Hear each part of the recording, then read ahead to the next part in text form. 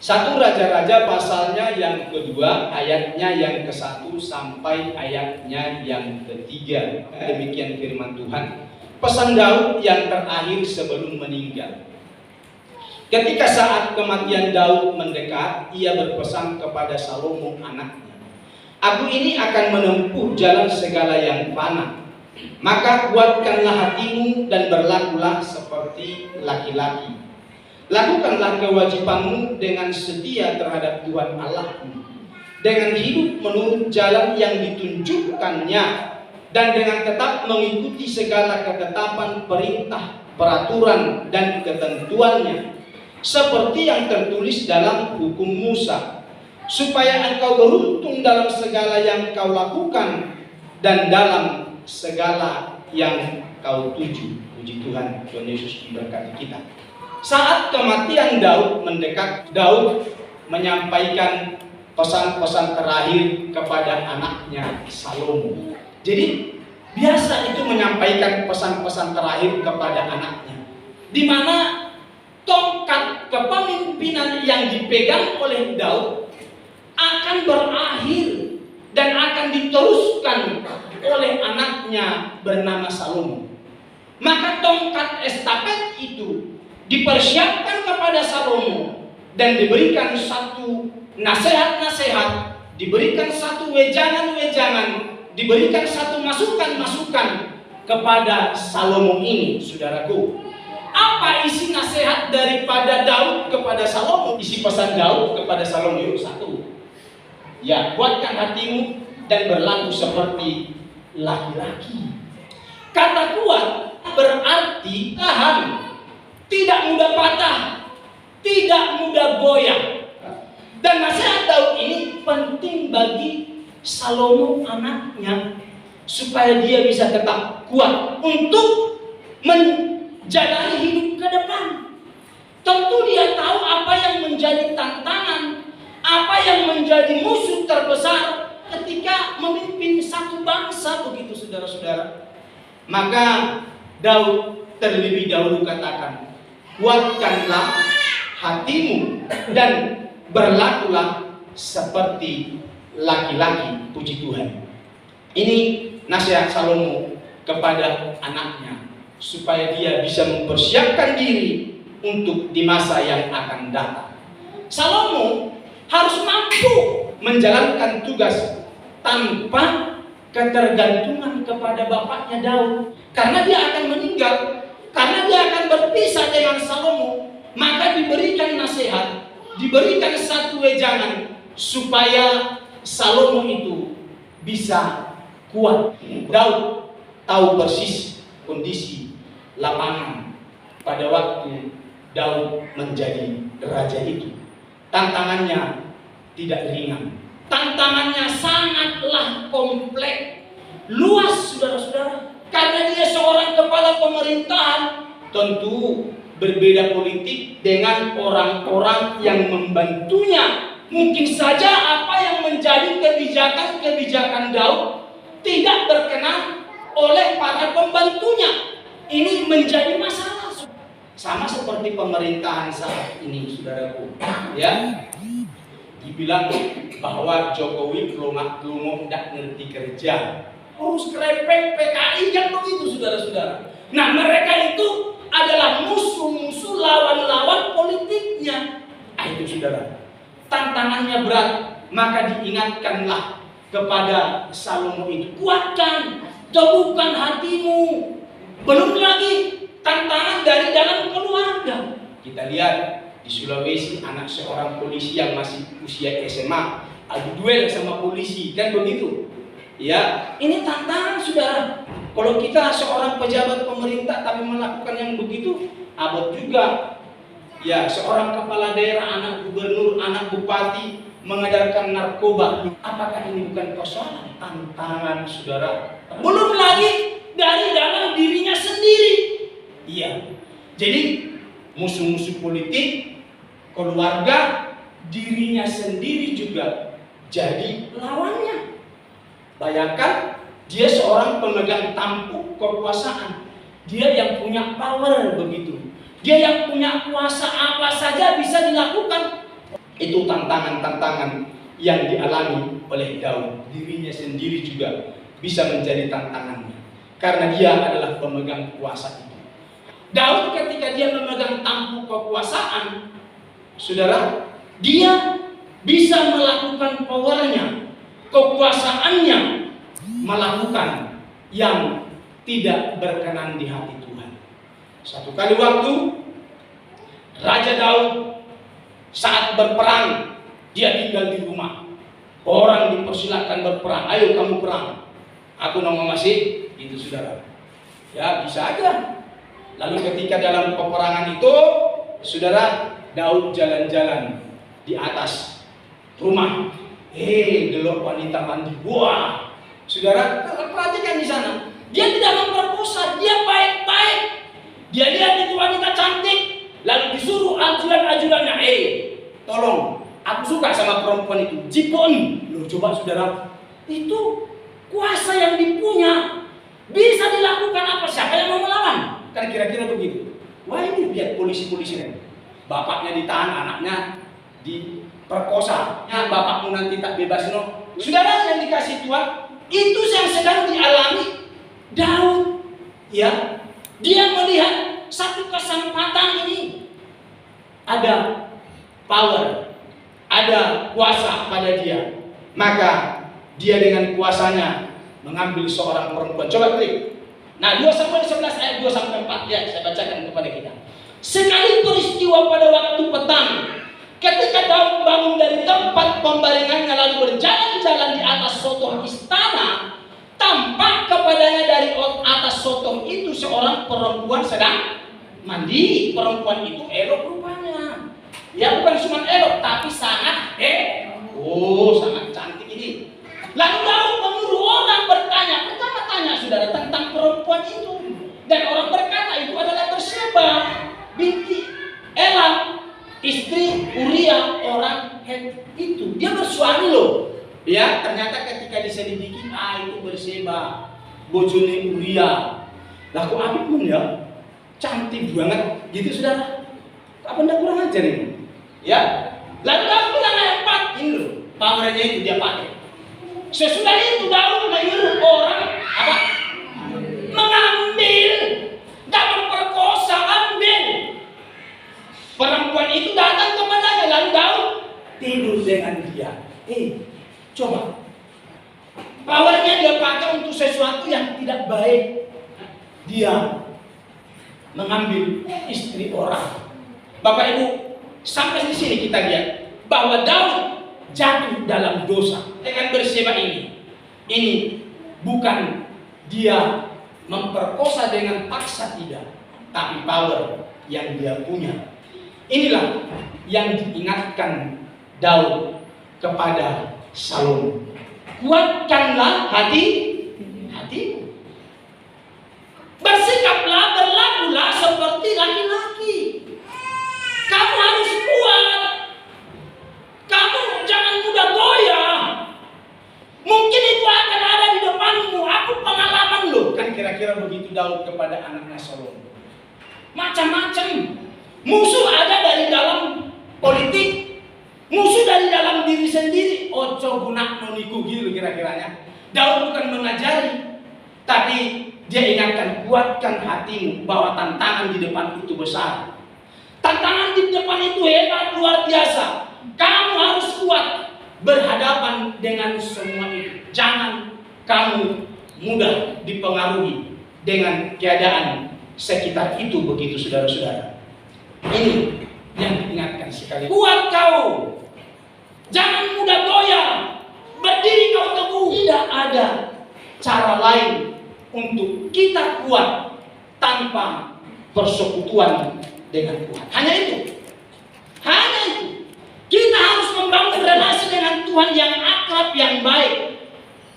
Loh, apa Daud tidak membangun hubungan yang akrab dengan Tuhan? Membangun keakraban. Tapi tidak menjamin bahwa dia bisa terus-menerus. Ternyata dia ada saat yang lengah. Perhatikan kelengahan itu tadi. Perangkok, tapi aku pilih di rumah. Saudara, ini tantangan. Maka Bapak Ibu, saya ajak kita, jangan sampai pernah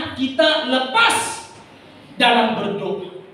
Jangan sampai kita pernah terputus dalam membaca firman.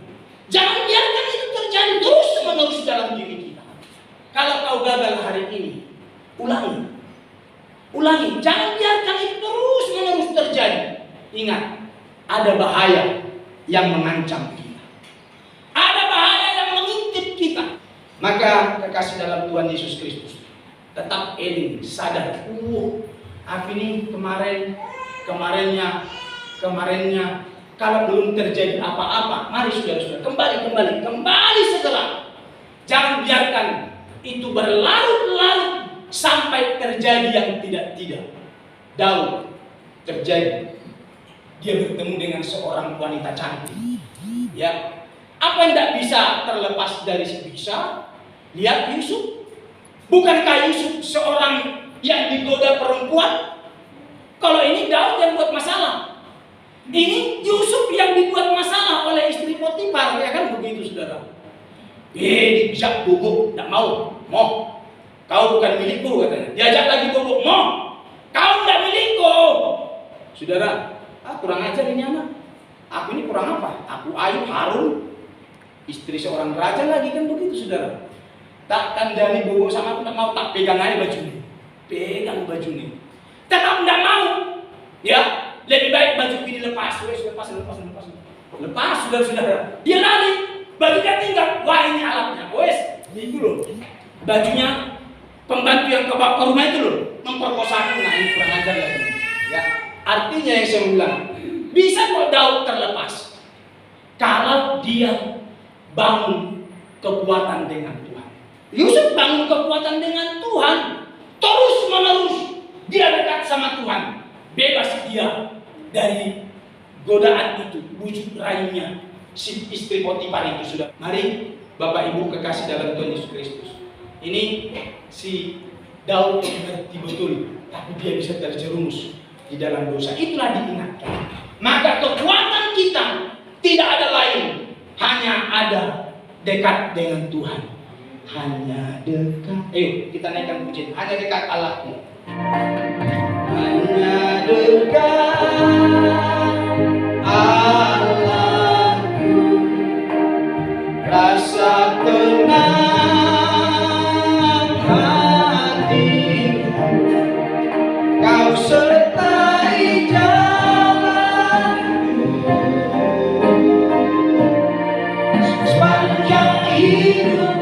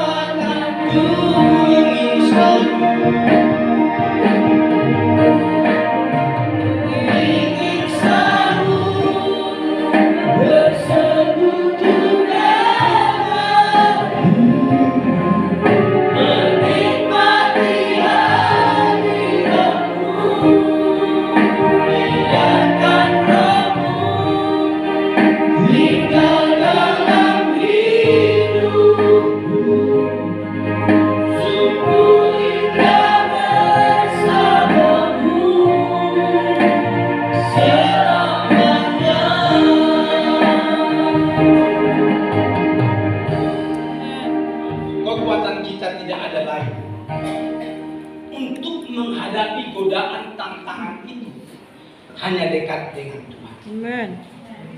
Ya, ini yang Daud luput. Dia beri kesempatan kepada iblis untuk bekerja dalam hidupnya. Ya, maka kekasih dalam Tuhan Yesus Kristus, ayo kita harus kuat di dalam Tuhan. Bangun keeratan dengan Tuhan. Bangun persekutuan dengan Tuhan. Ini firman Tuhan, yuk klik. Mazmur 119 ayat 9 begini. Dengan apakah seorang muda mempertahankan kelakuannya bersih? Dengan menjaga sesuai dengan firman. Maka jaga hati, jaga hidup kita, baca firman. Itu yang menjadi benteng kekuatan kita. Baca firman, baca firman. Dengan apakah seorang muda dapat mempertahankan kelakuannya bersih dengan menjaganya sesuai dengan firman-Mu. Nah, dengan apa? Dengan firman, saudara-saudara.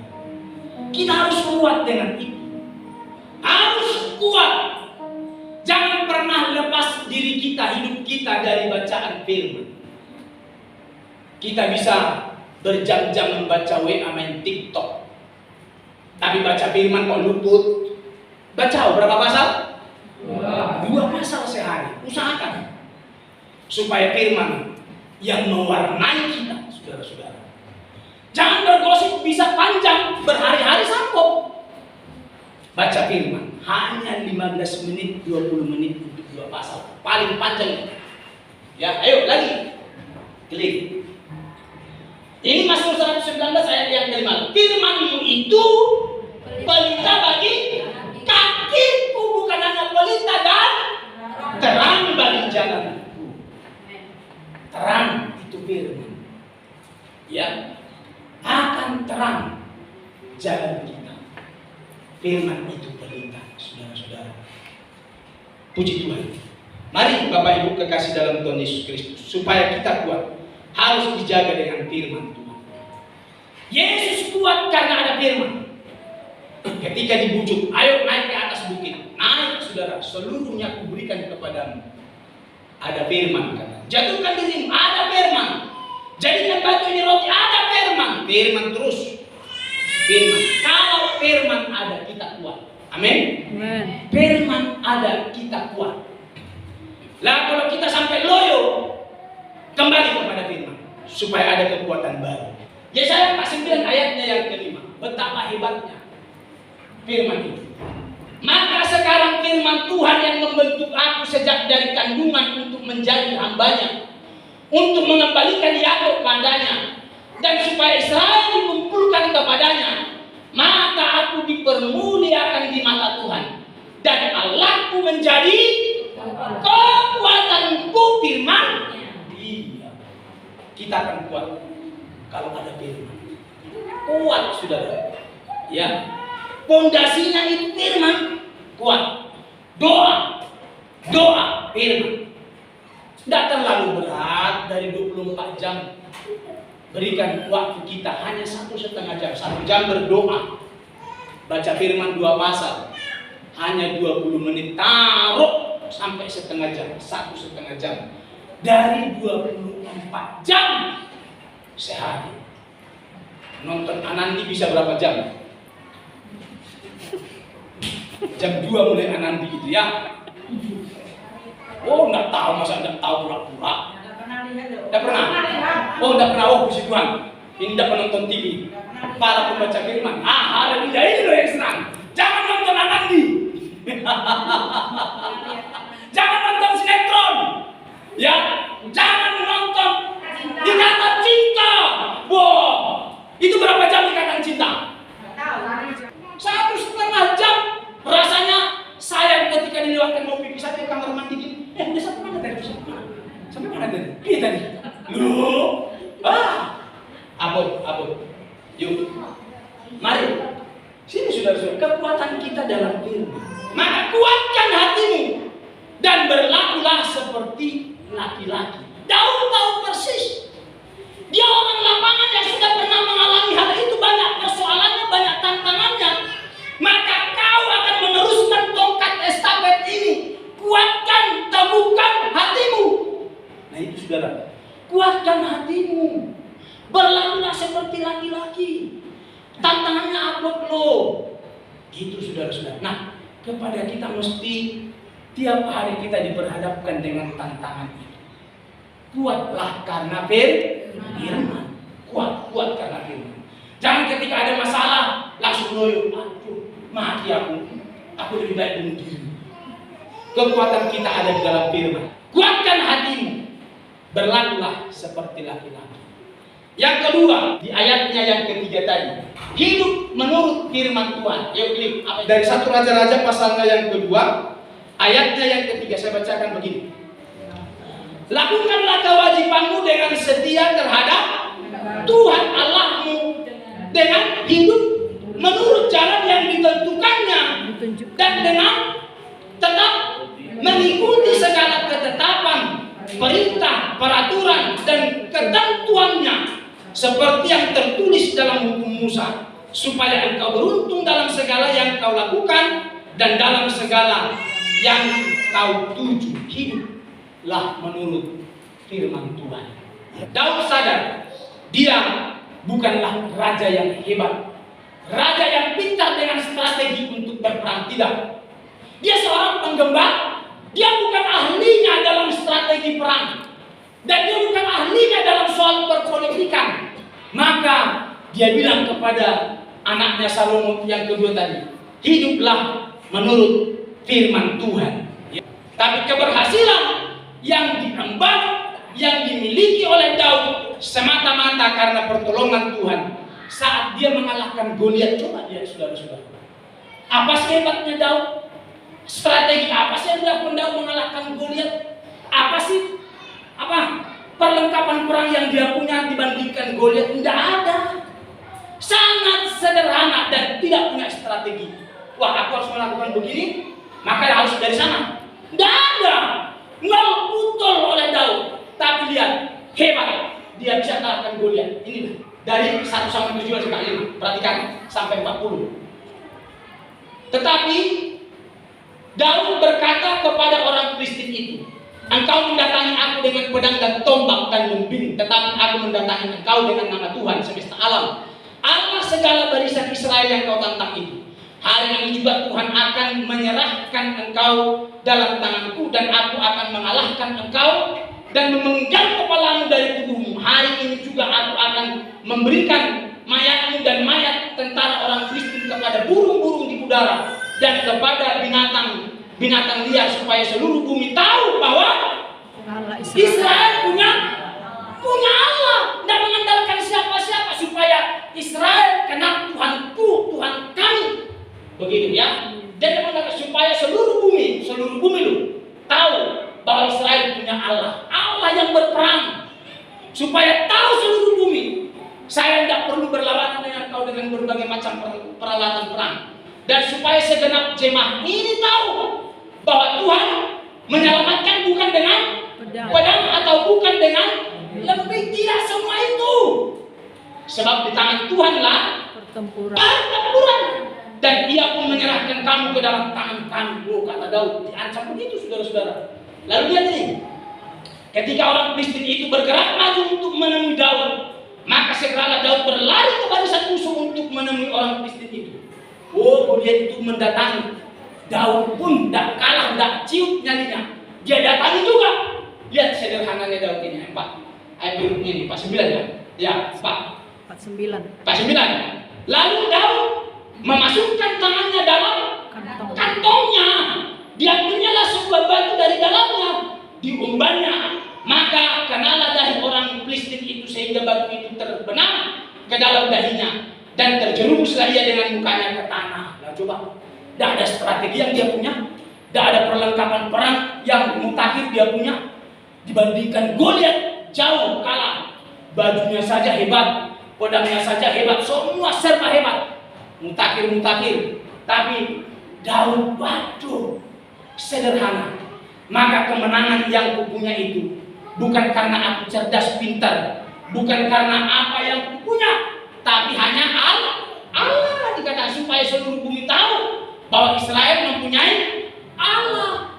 Jadi saudara-saudara yang dikasih Tuhan Yesus Kristus, ini yang dilakukan oleh Daud. Ya, Daud menempatkan Tuhan di atas segalanya.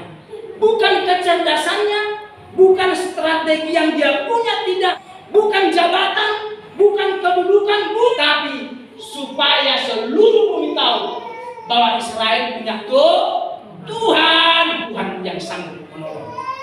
Supaya seluruh bumi tahu bahwa Israel mempunyai Allah. Bukan lagi bumi, tapi bilang lagi supaya segenap jemaah ini tahu bahwa Tuhan menyelamatkan, bukan dengan pedang, bukan dengan lembing. Semua diajari.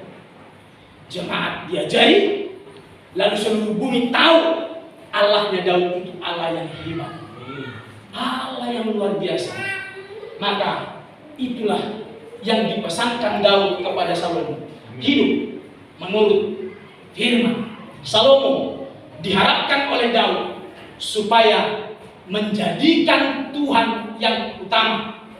Firman Tuhan menjadi otoritas tertinggi, dan yang utama adalah Tuhan. Dan memang orang Israel pada waktu itu, ketika mereka dinobatkan menjadi seorang pemimpin, mereka yang menjadi otoritas adalah firman. Dan di atas meja kerjanya firman.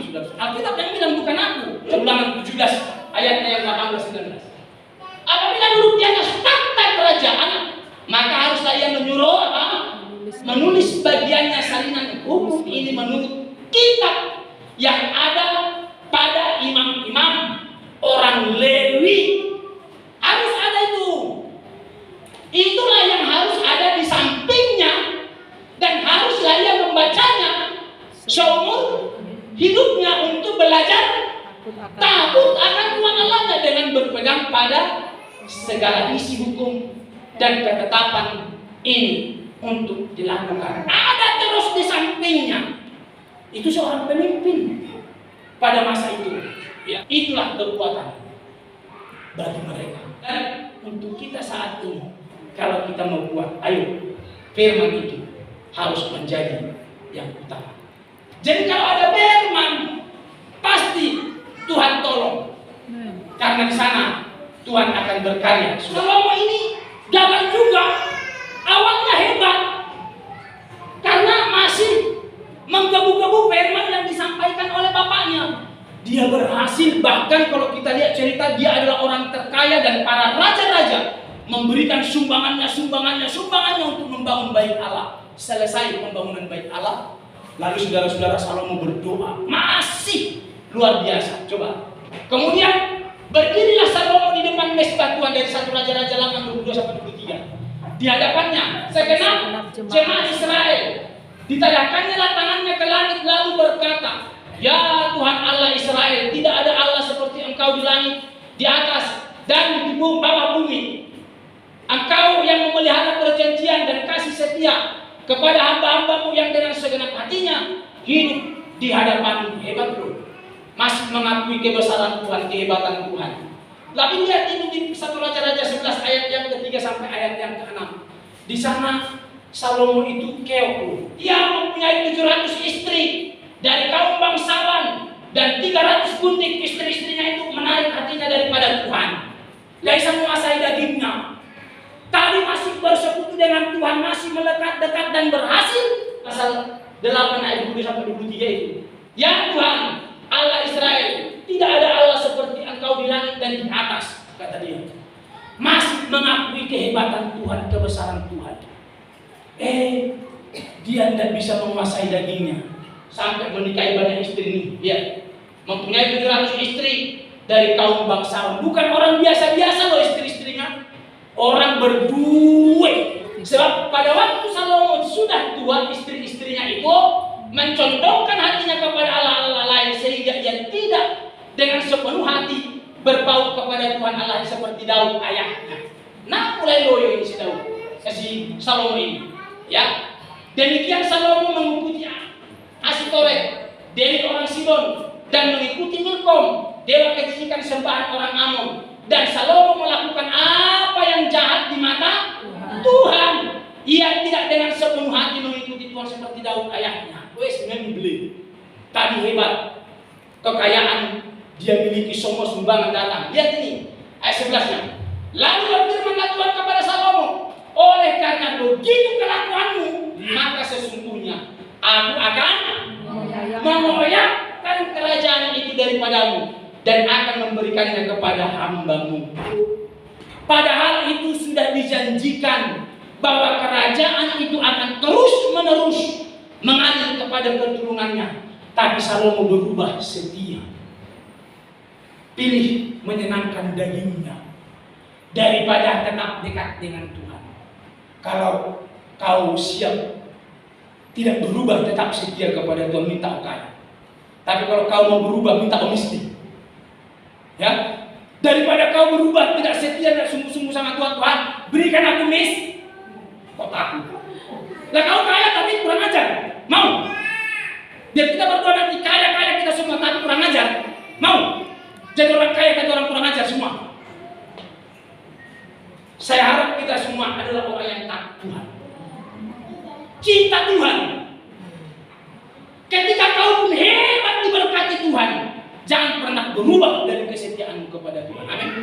Mau jangan baik istri seperti Salomo, ya. Jangan sampai kau tidak berpaut sama Tuhan, minggir dari Tuhan. Aku kaya kan ini bukan karena Tuhan. Aku yang kerja keras keringat itu. Lu sudah enggak. Coba diselentik Tuhan kau 2 menit saja tidak bernapas, mati 2 menit. Selentik hidungnya, tutup. Mulutnya tutup, paru-parunya tutup, 2 menit mati. Mau bilang apa? Maka miliki takut Tuhan.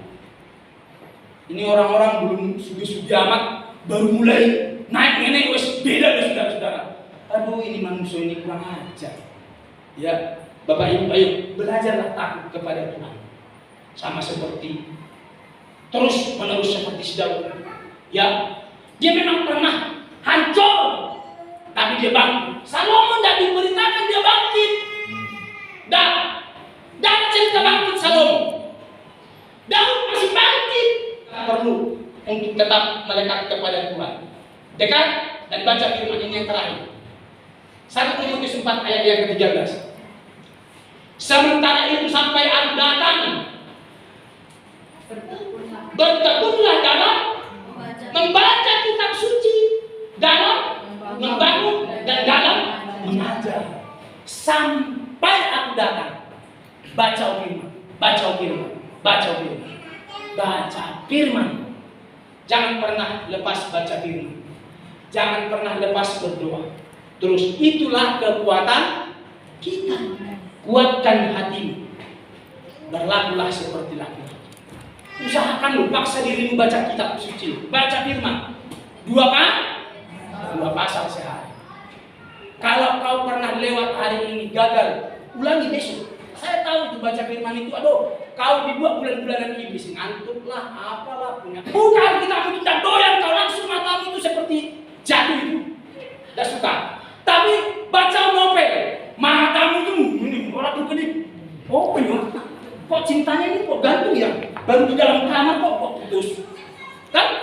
Ya, kok baru baca novel, ceritanya wah dia masuk dalam kamar, duduk bersama dengan sang pria pujaannya. Putus. Wah, besok ini dicari. Lanjutkan lagi. Tapi firman Tuhan baru buka Matius 1. Paksa dirimu baca firman. Amin. Baca firman. Berdoa, paksa. Ku tahu itu susah. Baca WA. Oh, mau berapa panjang tuh? Berjam-jam sanggup itu. Tapi kalau firman, buka, tok, wes. Kepalamu sakit, matamu sakit. Mungkin di tempat lain tidak diajari kita baca firman. Tapi saya bilang dari tempat ini, itu kekuatan kita. Baca firman 2 pasal sehari. Amin. Baca firman, berdoa saudara-saudara. Itu kekuatan kita. Tidak pernah gampang loyo ketika ada persoalan mau bunuh diri lah dan segala macam. Tidak. Wes kalau udah firman doa, ulangi terus kau akan kuat. Amin. Tuhan Yesus berkati kita.